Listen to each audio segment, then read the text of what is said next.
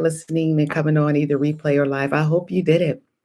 So again, I am Dr. Celeste Owens. I'm an author and I'm a speaker, and I get the amazing privilege of leading what we call the Global Surrender Movement, which started 11 years ago with me just deciding to be obedient and to stop doing everything I was doing and to come home and just really listen and hear from God for my next steps.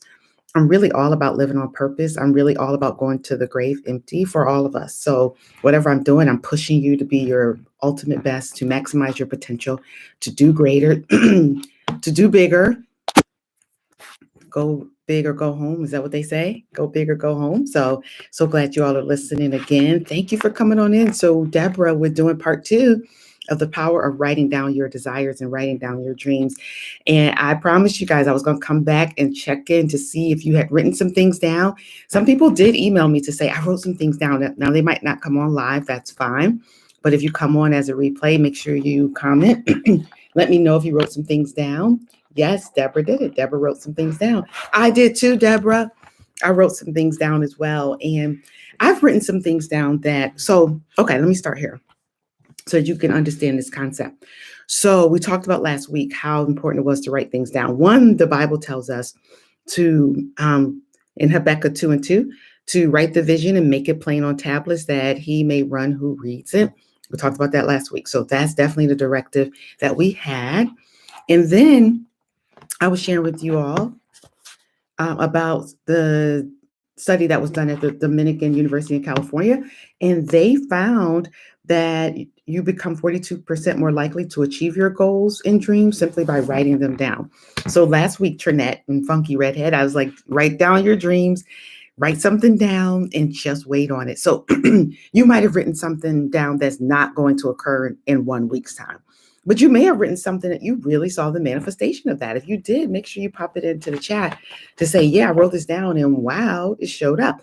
You could write things down that are simple, and you can definitely and should write things down that are grandiose, that are like, there is no way in the world that this is going to happen. But I want to encourage you today that it will happen, and you get those desires in your heart. And a lot of times we're not manifesting those desires in our heart because we're not really actively engaging the dream, actively engaging that desire. So one of the ways you can actively engage it is to write it down. So even right now, I know something's coming to you. You're like, oh my goodness, I want whatever it is.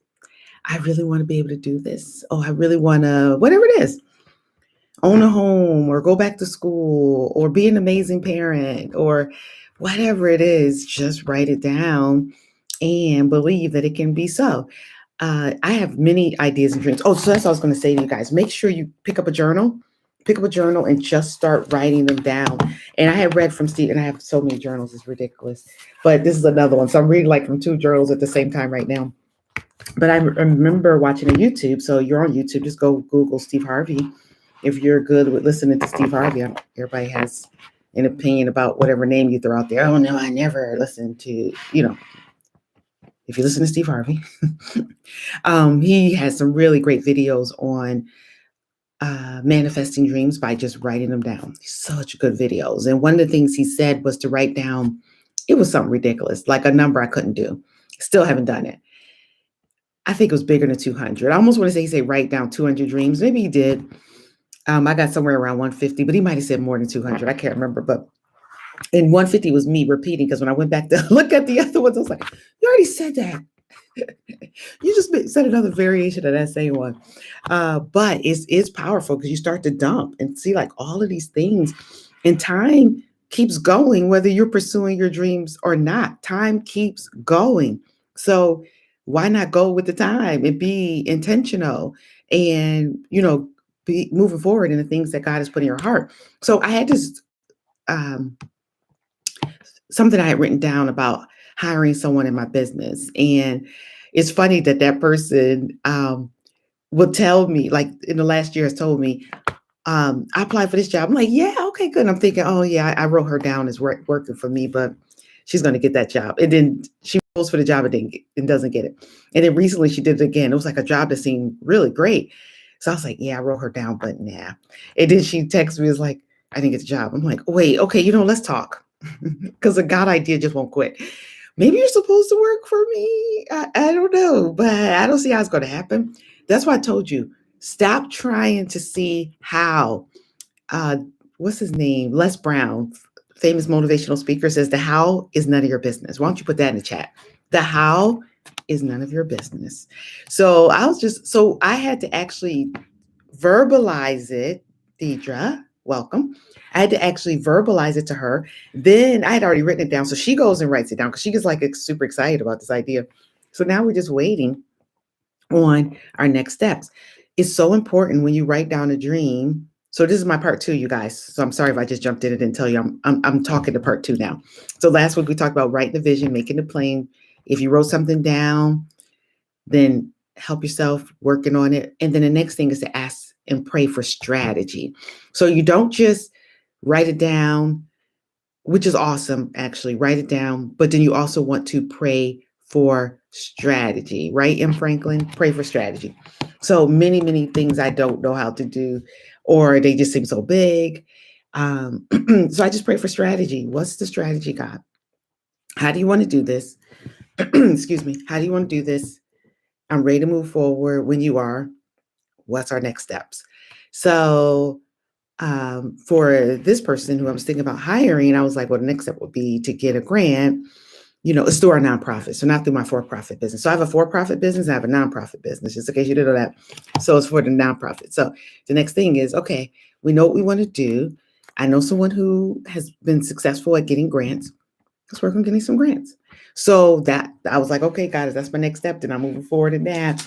But what is it? What do you want me to do? Right, Christy? Christy's like, yes. What's the strategy? See, a lot of times the problem is God to give us a God idea. And then we finally show up to okay, God idea. And then you go about trying to do it the way you see through your human eyes. No. A God idea will not quit and it's going to succeed. It might tarry, as it says in Habakkuk 2, it might tarry, but it will come to pass. But you can't do it in your own strength. He will work things totally different than you had in mind. So, for example, to that comment, that's so fantastic. I told the story before, but it just lends itself to this conversation again. I wrote the 40-day surrender fast 11 years ago. Didn't even realize I was writing a book. Wrote it. It was written. It was on a blog in a computer.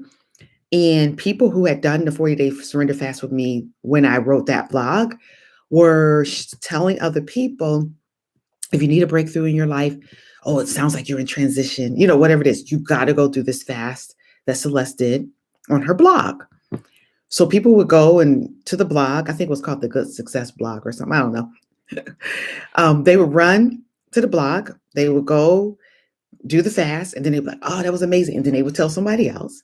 Eventually, one of my friends at church, who's older than me, was like, oh my goodness, I can't stand reading off the computer. Can you print this out for me, or could you just make it into a book?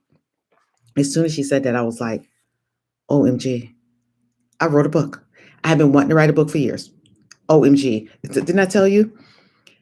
It was already in my heart to write a book. I thought I knew how to do it. Like, that's why I love that comment about God would do it totally different. I actually started writing a book on, I don't know, how to handle or deal with anxiety and depression, because it made sense because I'm a psychologist by training, but that was not the book. And then I wrote the book. So funny, you write a book and you don't even know you wrote a book. And now 11 years later, the book is still thriving, still doing amazing. So once I printed the book, I was like, oh my goodness, I just spent this money to print this book and I don't know how to get the book out to people. So I just was like, oh God, this was your idea in the first place. This is your book. So you got to tell me how you want to get your book into the marketplace. And then he just started unfolding. Once I said that prayer, he just started directing me. Okay, do this. Okay, start leading people through the fast. Invite people again, just like you did before. Invite them, lead them through the fast. So I was doing it like 4 or 5 times a year, like 40-day fast, and lead people through the process of fasting. Talk to this person, and then I would go to somebody. Oh yeah, I can get that in my bookstore. Get this person, help you do this. And it was like all these amazing directives that, to the point where now 11 years later, the book is still thriving because a God idea won't quit. right? That's the thought process today. A God idea won't quit. And if you commit your ways and works to the Lord, his plans will be established. That's in the word, right? You commit your ways and your works to the Lord, his plans will be established. So I ask you again and instruct you again and implore you again to write down the thing that you have in your heart. Write it down. Remember, we already said you're 42% more likely to achieve that goal if you write it down. Write down your goal, write down your dream. If you didn't do it last week, I know several of you said you did. Awesome. And even through the comments, through the chat, I'm going to check and make sure. I mean, not check and make sure, but check the chat comments. So if you wrote yours down, yes, yay. Did anybody see a manifestation yet? Yes or no in the chat? Did anybody see a manifestation yet? And if you didn't, no worries. Just keep it rolling. Keep writing down those dreams.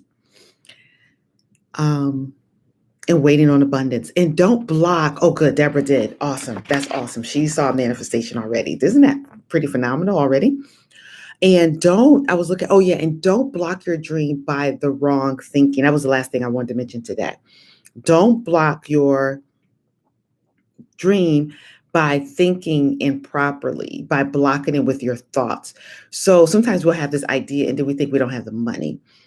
That's usually the main thing. Like you have this idea, like, I don't have the money to do it. Like when I had to write the book, not write the book, I'm sorry. When I had to publish the book, I was trying to find a publisher because I was like, I don't have the money to go to like the vanity publishing companies. I don't have the money. It's like, stop it with the money already.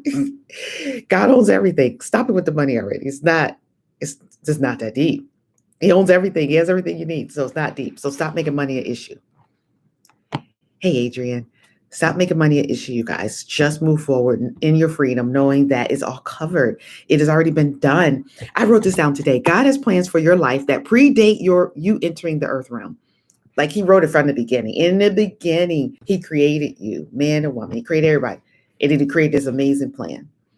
Isaiah 46:10, I just want to encourage you in this. Declaring the end from the beginning, that's what the Lord does. And from ancient times, things that are not yet done, saying, my counsel shall stand, and I will do all my good pleasures. That's what he did from the beginning, you guys. He declared the end from the beginning, from ancient times, like way before you even got here. We only here for a hot minute, way before you got here. He had this whole amazing plan written for you. So all you got to do is walk it out. You ain't got to worry about a lack nothing. You don't lack anything. You have everything you need. So I hope that's encouraging you today. Success is in your DNA because he already wrote it into your DNA to succeed. Don't let whatever you've been through keep you from where you're supposed to be going and getting to, okay? Don't let those things hinder you. Let those be building blocks for you to move forward in the thing that he has for you to do. Whatever happened to you in the past happened for you so that you can move forward in doing some amazing things, using those things as building blocks and stepping stones even. I think Deborah has a book called that.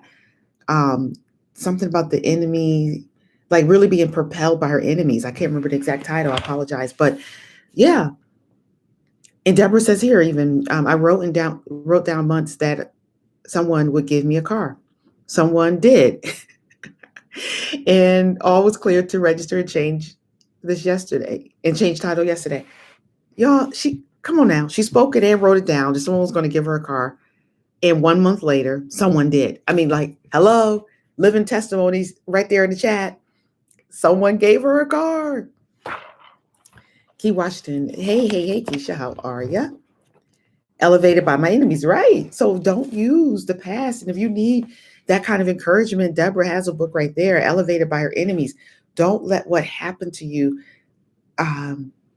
dictate how you're going to be in the world. Like, let's be big. Let's be powerful in the world. So that's just me encouraging you today. I hope that helps today as you move forward in the great, great plan that God has for you.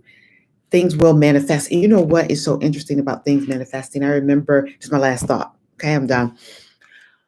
When God said in the book, actually in the 40-day surrender fast, if you haven't done that, make sure you grab a copy of the 40-day surrender fast. And he had said in there, I'm an international healing ministry. So I wrote it down in one of the days, I'm an international healing ministry. And then years later, it comes about where I get an invitation to speak in Kenya. And I remember my first thought really was, you guys, I don't have money to go to Kenya. How am I going to go to Kenya? Because it was an invitation where it was to speak to a population where they weren't going to pay for me to come. They weren't going to pay for my stay and my meals and all that. And it wasn't, but I ended up saying yes in my heart. I'm like, yes, Lord, I say yes to this invitation. And a couple of days later, I go speak at an international church right here in Maryland. And the pastor, when I mentioned that I got an invitation to speak, the pastor's just like, bam, I'm paying for you to go. You paying for your airfare. I'm like, and that was like the biggest cost. I was like, huh? Come again? I'm paying for your airfare. Just send me the price of the ticket. I'm sending you the money. OMG. Like, don't we serve a mighty God who, didn't I already tell you, declaring the end from the beginning, from ancient times? His plans for your life predate you entering into the earth realm, and then if you commit your works to him, he will establish his plans in your life. His plans will be established. So, hope that helped today. Write it down, good people. Write it down. I'm gonna check back in. I'm gonna talk about something different next week, but I will check in for the first couple of minutes to see if you wrote it down and things manifested for you. Can't wait to see what God does in your life. Love you much. Stay surrendered for life. There's no other way to live. I'll be on tomorrow for There's an Oil for That, Instagram Live, as well as Facebook Live on Dr. Celeste Owens' page. I have a podcast that I do every week, you guys. It gets really great reviews. It's on Mondays, but you can definitely listen to the replay. So if you go to my website, drcelesteowens.com, I'm just putting in the chat for you. If you go to my website, the podcast is right there in the beginning. Like, you ain't got to search for it. Right there, click. You'll be able to listen to it. Yesterday, I did a great tune-up for getting a great conversation about doing a mid-quarter tune-up. So go and listen. Make sure you're on the right path. We're in the month of May now, and you want to finish strong. So you want to make sure you're giving yourself a good tune-up mid-month. All righty. Be surrendered. Stay surrendered. Love you much, and I'll catch you next time. Be blessed, you guys. Bye-bye. All righty, guys.